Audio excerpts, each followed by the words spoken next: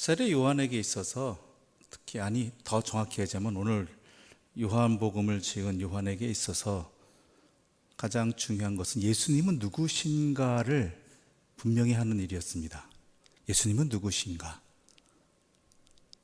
그래서 우리가 앞서 살펴봤듯이 1장 1절부터 태초에 말씀이 계시니라 라고 하면서 예수님이 태초부터 계신 말씀, 로고스타라고 소개를 하고 있지요.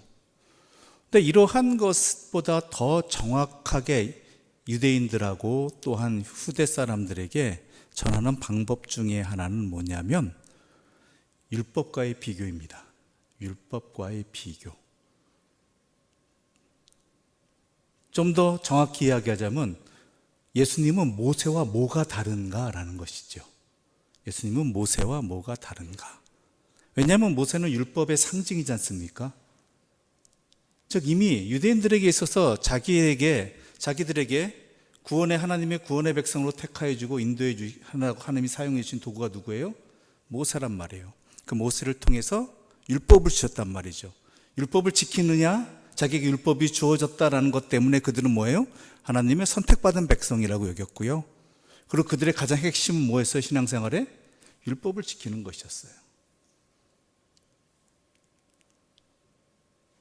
그러므로 당시 유대인들이나 또한 기독교를 유대교의 한 부류로 알고 있던 당시 헬라 문화권 사람들에게 그럼 이 모세가 시조인 이 율법을 주장하는 유대교하고 갈릴리 사람 예수가 너희들이 말하는 나사렛 종교라는 것, 그게 차이가 뭐냐라는 것이죠.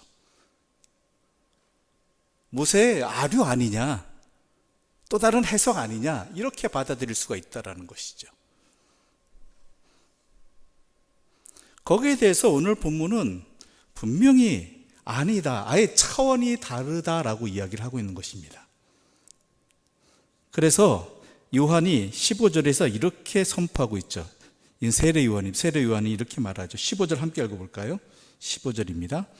요한이 그에 대하여 증언하여 외쳐 이르되 내가 전에 말하기를 내 뒤에 오시는 이가 나보다 앞선 것은 나보다 먼저 계심이라 한 것이 이 사람을 가리킴이라 하니라.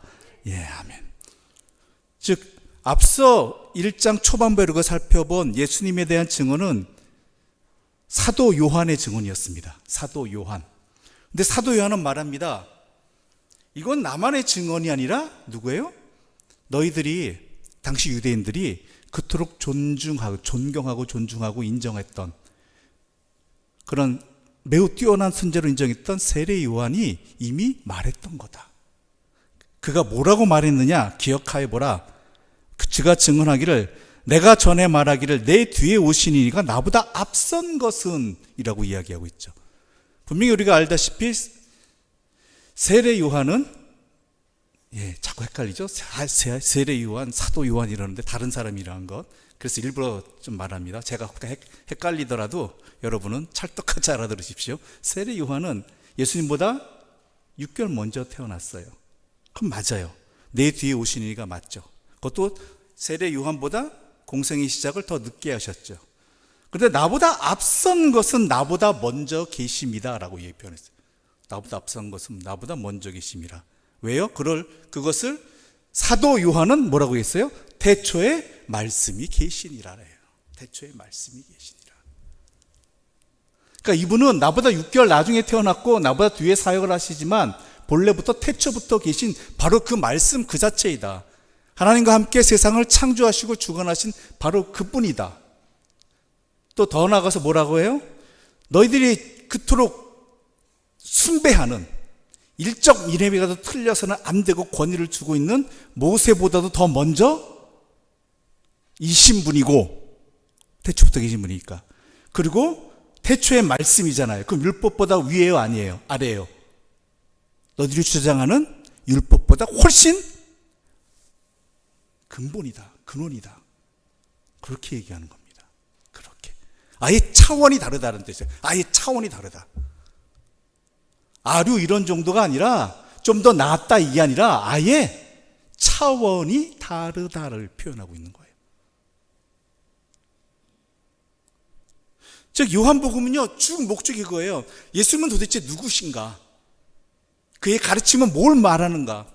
모세의 율법과 도대체 어떠한 차이가 있는가? 할 때 이건 차이 정도가 아니라 아예 근원적으로 다르다라고 이야기하죠.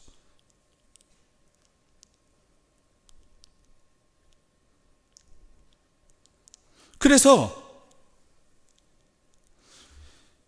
요한복음 14장 9절에서 이렇게 힌트를 던져줍니다. 요한복음 14장 9절에서 함께 읽어보겠습니다.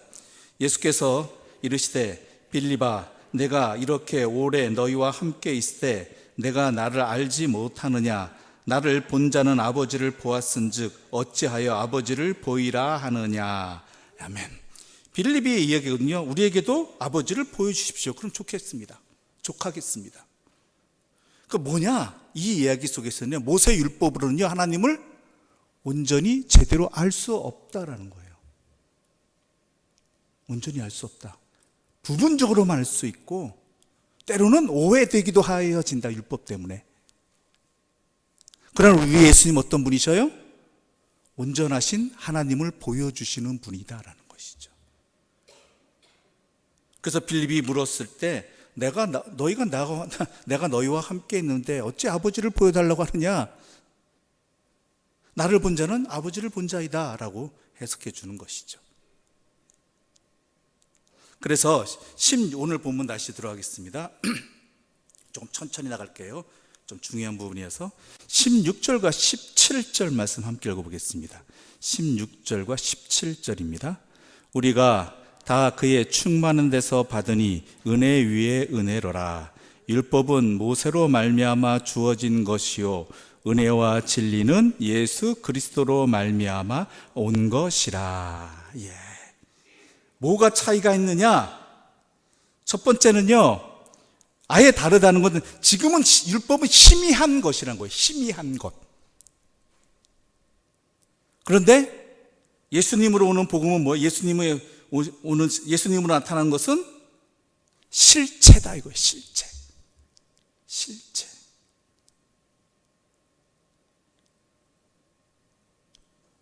율법도 하나님의 은혜이다. 율법도 하나님의 은혜죠. 이스라엘 백성들을 향한 하나님의 은혜입니다. 은혜로 주신 거예요. 그런데 그것은 어찌 보면 그림자일 뿐이라는 거예요. 은혜의 그림자. 그럼에도 불구하고 뭐예요? 이스라엘 백성들을 하나님의 말씀을 따르는 자들을 영광스러운 하나님의 백성이 되게 해 주셨다. 그런 효과가 있었다. 그러나 온전한 효과는 아니었다. 그러나 예수님으로 인해서 예수님은 어떤 분이셔요? 은혜의 실체다예요. 하나님의 은혜의 실체. 다시 한번 정리해 볼까요? 모세율법은 뭐예요? 하나님의 은혜의 그림자.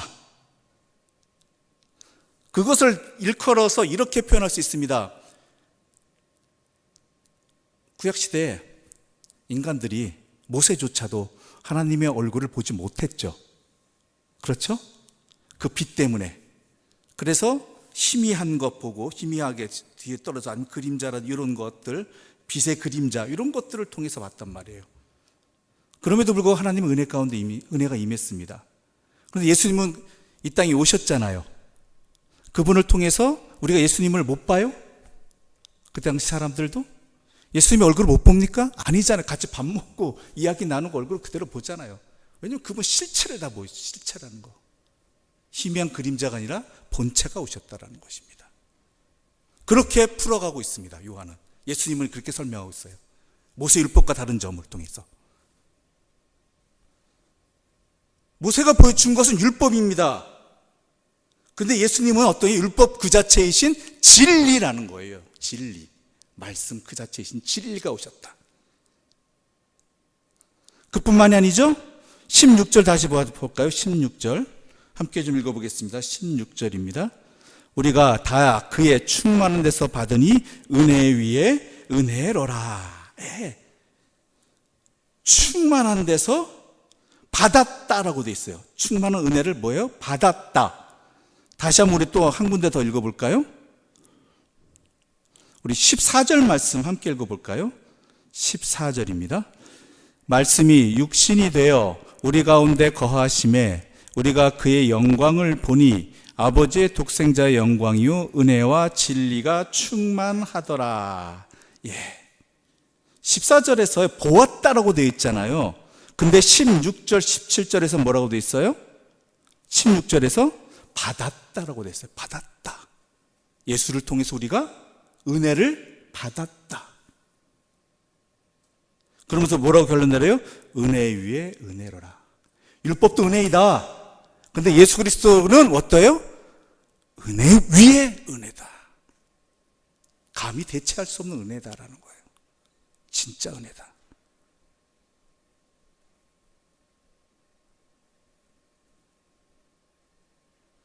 그렇다고 해서 모세 율법이 열등하다 아니에요. 하나님께서 이스라엘 백성들에게 적당한 은혜를 주셨어요. 근데 이게 부족한 거예요. 이 사람들이 약점으로 인해서 하나님이 불완전하신 거 아니라 사람의 이 불완전함으로 인해서. 그래서 나중에 어떻게 돼요? 율법만 봐요. 하나님을 봐. 율법을 통해서 하나님을 봐야 되는데 율법만 보는 거예요. 무슨 얘기인지 아시겠어요? 예를 들면 이런 거예요. 십계명을 지키라고 했잖아요. 십계명을 지키면 단 줄 알아요, 사람들이. 근데 하나님께서 십계명을 지키라고 하신 이유가 뭐예요? 그것을 통해서 하나님의 뜻을 알라는 거거든요. 왜 지키게 하셨는가? 지켜서 무엇을 하나님께서 우리에게 하라고 하시는가? 근데 이스라엘 백성들은 어떻게 돼요? 그것만 지키면 내가 하나님의 백성으로 사는 건 줄 알아요. 하나님을 몰라도 그것만 지키면 돼요. 그래서 하나님께서 어떻게 하세요? 아예 하나님을 보내주신 거예요. 하나님을.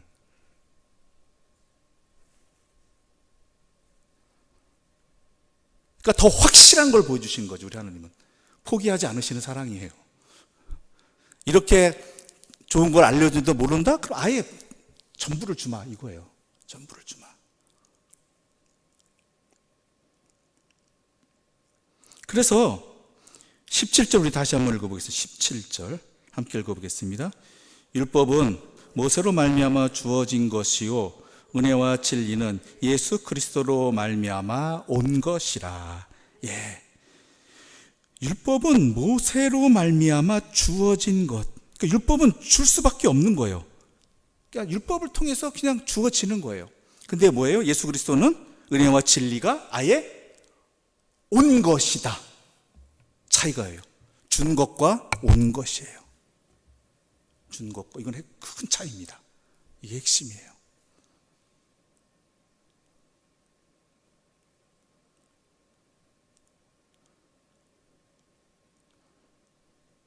모세율법은 물론 우리에게 은혜와 진리를 약속합니다.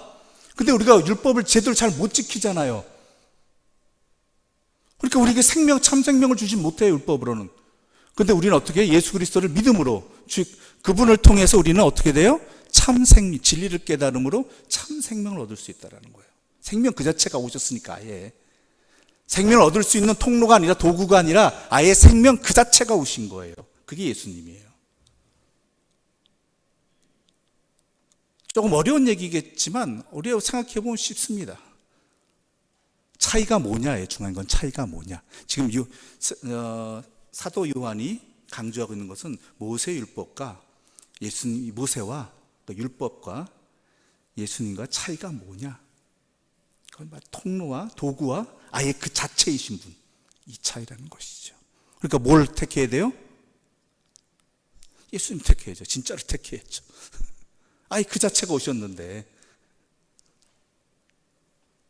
유사품을 택하시겠어요? 아니잖아요. 오리지널을 택해야죠.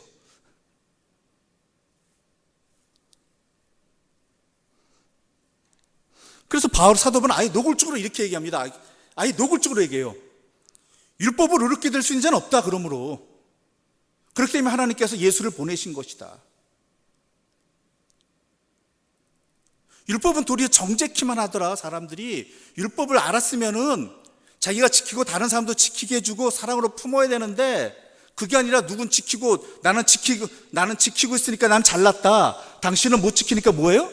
죄인이 다 정죄만 하고 있다는 거예요. 왜 못 지키는 걸 알아봐주고 그리고 지킬 수 있도록 도와줘야 되고 함께 슬퍼하고 함께 도와줘야 되는데 그런 것이 아니라 뭐예요? 도리어 정죄해버린다는 거예요.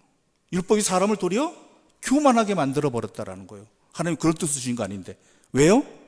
주신 하나님은 생각하지 아니하고 율법 그 자체만 생각해버리는 거예요. 예수님께서 대제사장이나 율법학자들을 많이 혼내신 게 그거잖아요. 질책하신 게.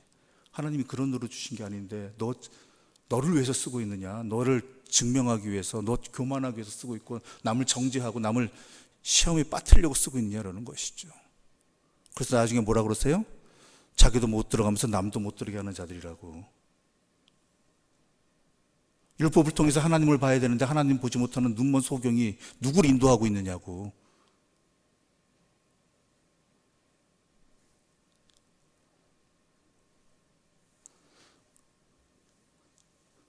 그래서 로마서 8장 3절부터 4절에 사도 바울은 이렇게 말하고 있습니다. 로마서 8장 3절과 4절을 우리 함께 읽어볼까요? 율법이 육신으로 말미암아 연약하여 할 수 없는 그것을 하나님은 하시나니 곧 죄로 말미암아 자기 아들을 죄 있는 육신의 모양으로 보내어 육신의 죄를 정하사 육신을 따르지 않고 그 영을 따라 행하는 우리에게 율법의 요구가 이루어지게 하려 하심이니라. 아멘. 결국은 뭐예요?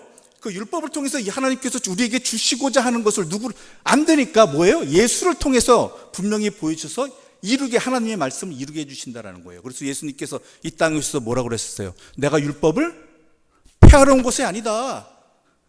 뭐라고 하셨어요? 율법을 완전, 한 글자도 다 완전하게 하시겠대요. 왜냐하면 율법 그 자체가 오셨으니까. 말씀 그 자체가 오셨으니까. 그분이 누구다? 예수 그리스도다. 너희들이 믿어야 할 분이 이거다. 이거예요. 진짜가 오셨다.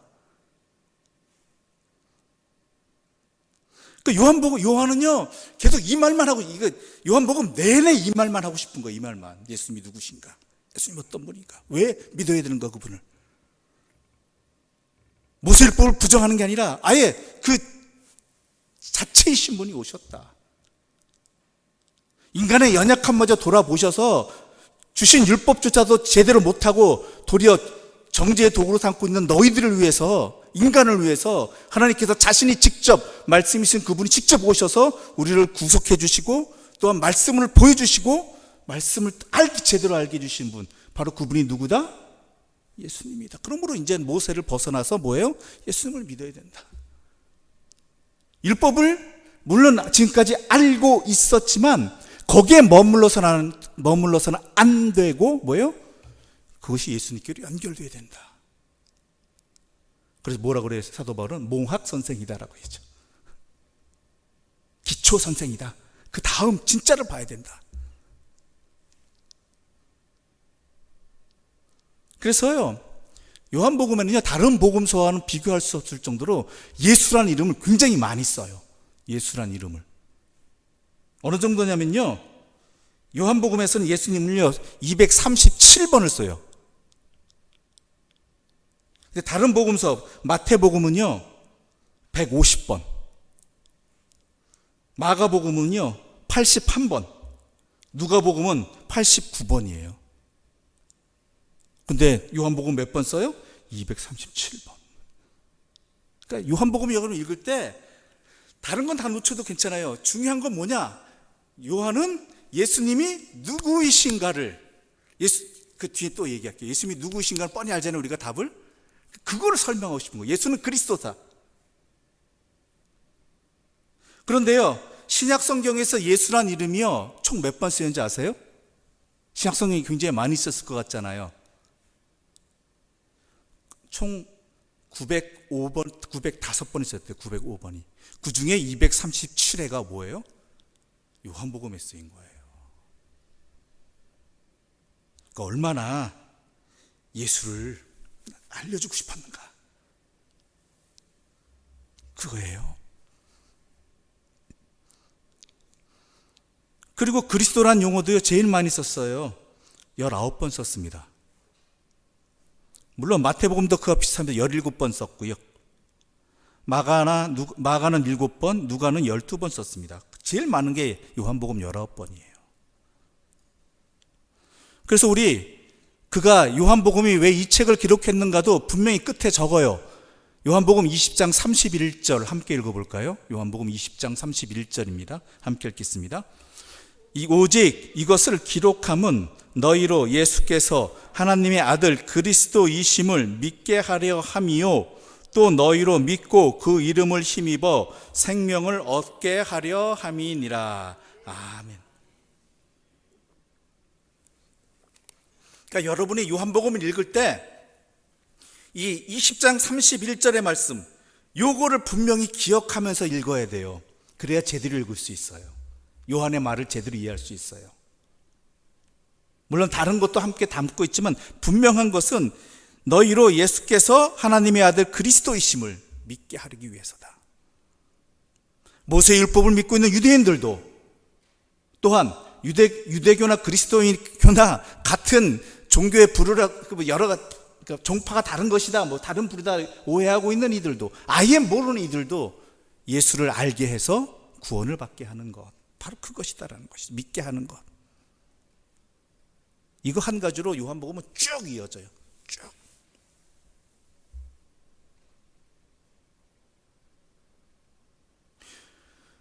근데 중요한 것은 그 예수님이 어떤 분이다?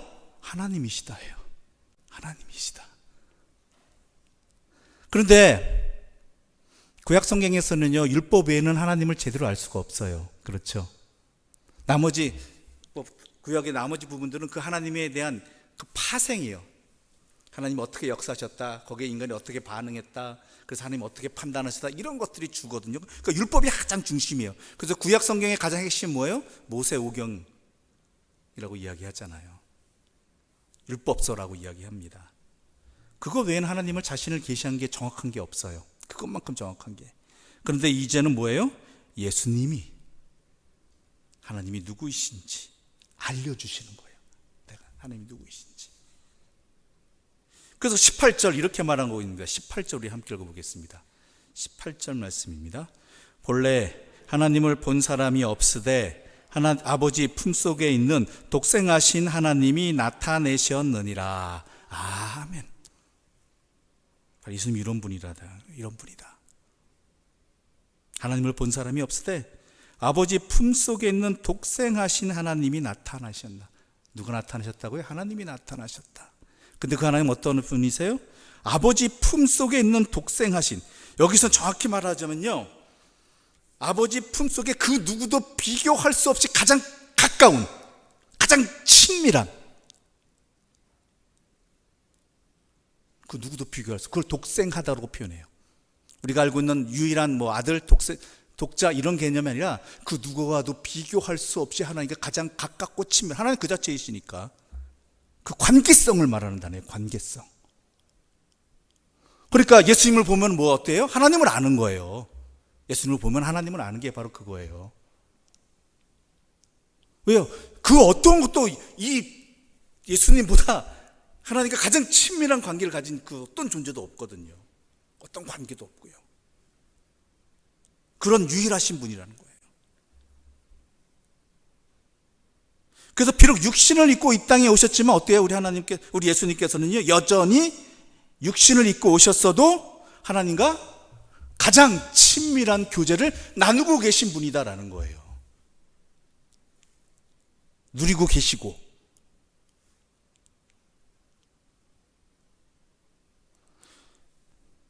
그러므로 이것은 우리에게도 중요합니다. 우리가 신앙생활 하는 데 있어서요, 여러분들이 많은 봉사도 하시고 또 예배도 드리시고 헌신도 하시고 뭐 여러 가지 하시는데요, 그것을 통해서 우리가 목표하는가가 뭐 해야 되는가예요. 목표하는 게 뭐냐? 목표하는 게 뭐예요? 하나님과의 친밀한 교제예요. 하나님과의 친밀한 교제. 그것을 통해서 하나님과 더욱 가까워지는 거예요. 하나님과 내가 얼마나 더 많은 일을 했는가, 또 내가 더 얼마나 많은 전도를 했는가, 뭐 이거 다 좋습니다. 그러나 그 모든 것들을 통해서 다른 건 다 놓쳐버려도요, 하나님과 내가 얼마나 친밀한 교제를 가졌는가, 이것을 통해서, 이 예배를 통해서, 이 헌신을 통해서, 이 수고를 통해서, 이 눈물을 통해서, 이 기도를 통해서 내가 하나님과 얼마나 더 가까워졌는가, 얼마나 더 친밀한 교제를 가졌는가, 이게 우리의 신앙의 목표예요. 안 그러면요, 우리의 신앙생활 모두가 위선이 될 수 있어요. 내가 이만큼 기도했는데 하루에 몇 시간씩, 금식해가면서 내가 이런 봉사를 몇십 년을 했는데 내가 예배를 한 번도 안 빠지고, 그게 자랑거리가 아니잖아요. 중요한 건 뭐예요? 내가 하나님과 얼마나 친밀한 그것을 통해서 교제를 가졌는가예요. 그것 속에서 그럼 난 감사할 뿐에 내가 그것들을 예배 드릴 수 있고, 예배를 통해서 하나님을 더 깊이 알아가고 하나님과 교제를 나눴다는 거, 봉사를 통해, 도리어 봉사를 통해서 내가 하나님 앞에 더 친밀한 교제를 목표로 삼았는데 그 봉사를 통해서 그걸 얻었다, 이루어졌다, 조금이라도 얻었다 그러면 이건 너무나 봉사할 수 있는 게 너무나 감사한 것이죠. 근심과 눈물의 기도를 통해서 하나님을 더욱 가까이 하게 되었다, 그거는 성공한 거예요. 그거 없으면 아무 소용없어요. 아무리 내가 원하는 응답을 얻었다 할지라도요, 내가 하나님과의 교제가 없었다라면, 도리어 그 응답받은 걸로 해서 하나님을 놓쳐버렸다면, 잊어버렸다라면, 응답받은 걸로 끝이다라고 한다면 그건 진짜 허망한 인생이 되는 거예요. 진짜를 내뱉어버리고 가짜를 취한 것이에요.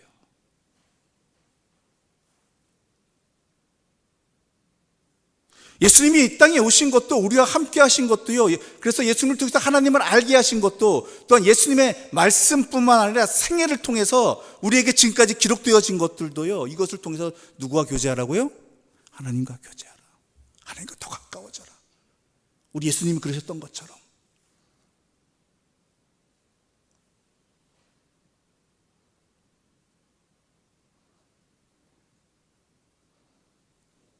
그래서 우리가 성경을 읽으면서요, 하나님과 더 가까워져야 되는 게 바로 그거예요. 이유가 예수님의 말씀을 읽으면서, 예수님의 사역을 보면서 하나님을 알아가고, 예수님을 통해서. 왜냐하면요,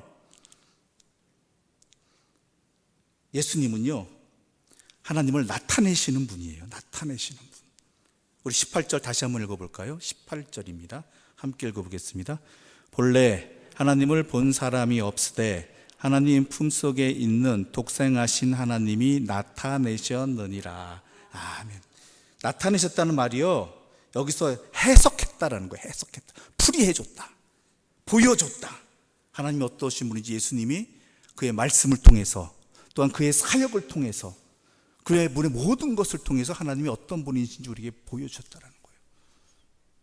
율법을 주신 이유도 그것을 통해서 하나님을 보고 하나님과 친밀한 교제를 가지라고 했는데, 그게 도리어 자신의 공적을 내세우고 교만하고 누구를 정죄한 수단으로 삼아버리니까 그게 문제가 되는 거죠. 그러니까 아예 진짜가 오셔서 보여주고 계시고 알려주고 계시는 것이죠.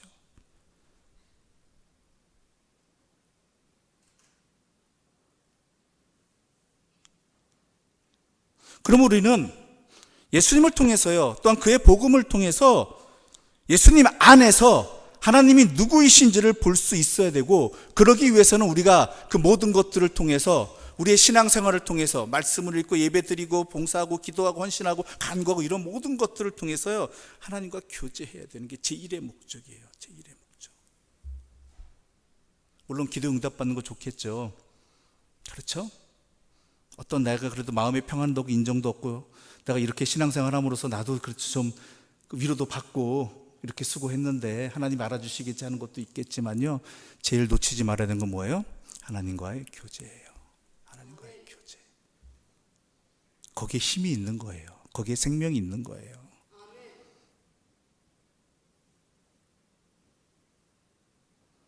그러기 위해서 우리는 예수님을 알아야 돼요. 우리에게 나타내신 말씀으로, 사역으로 얼마나 잘 기록되어 있어요. 이게. 이것을 통해서 예수님을 알아야 되는 거예요. 예수님 아는 거. 그럼 내가 누구인지를 알아요. 그리고 예수님은 지금도 이 말씀뿐만 아니라, 이 기록들뿐만 아니라 지금도 내 안에 누구를 통해서, 성령을 통해서 나와 함께 하시는 분이에요. 나와 교제하시길 원하시는 분이에요. 그럼 그분과 교제함을 통해서 내가 누구인지를 알고, 내가 하나님의 자녀라는 것과, 하나님의 은혜를 힘입었다는 것과, 하나님의 사랑 안에 있다는 것과, 그리고 그분을 통해서 내가 하나님의 힘 안에 살아간다는 것을 깨닫게 되는 것이지요.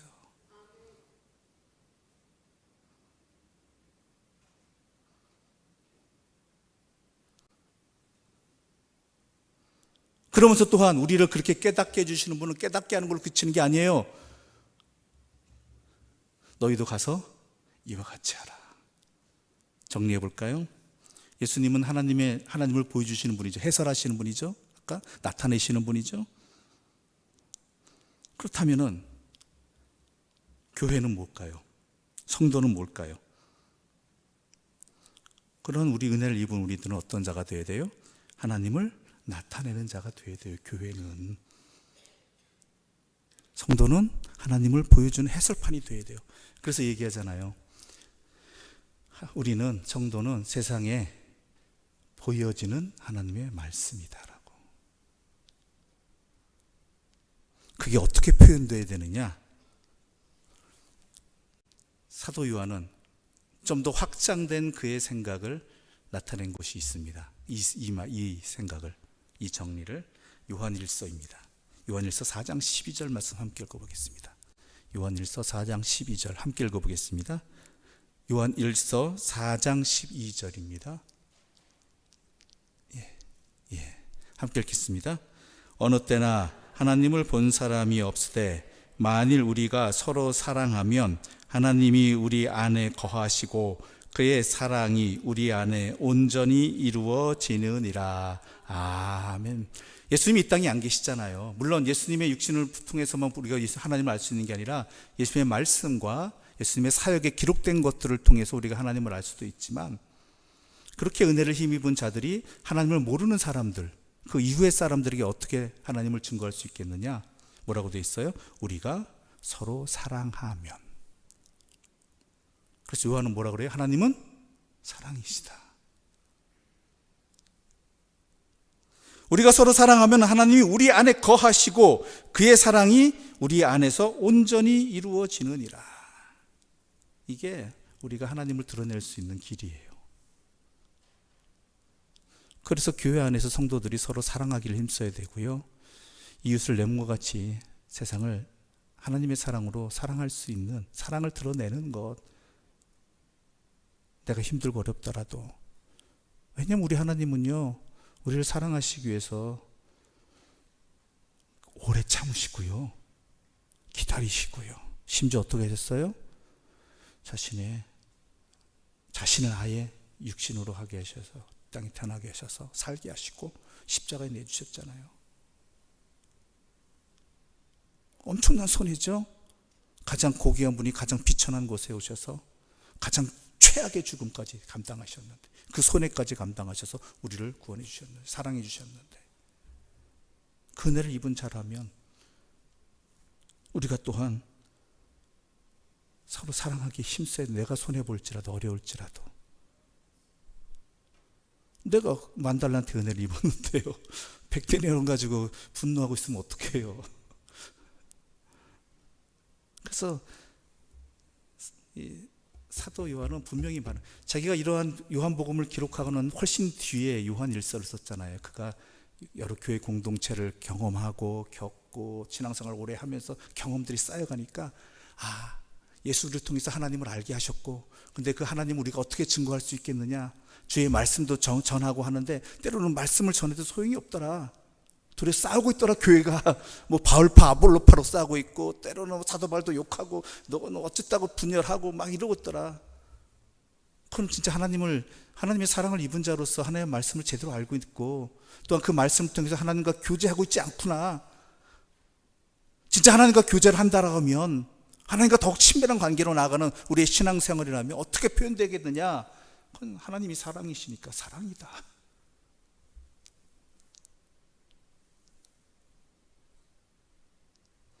사랑이 우리 안에서 온전히 이루어질 때 우리가 또한 하나님을 세상에 보여주는, 해설해주는 그러한 실제적인 역할을 감당할 수 있다는 것이죠.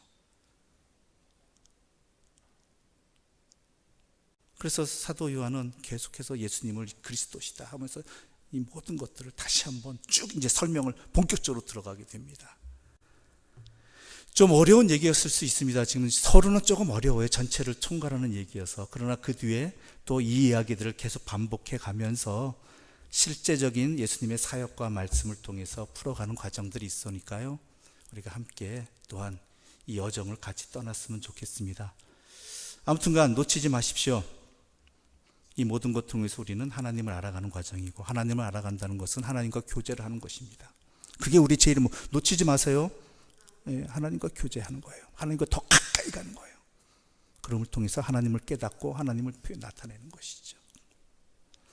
다른 건 다 잊어버려도 좋습니다. 그거 하나만 놓치지 마시고 우리의 신앙생활, 하나님과 더욱 친밀해져가는 열매를 거두는 그것 하나로 기뻐할 수 있는 충만한 주님의 사람들 되시기를 소망합니다.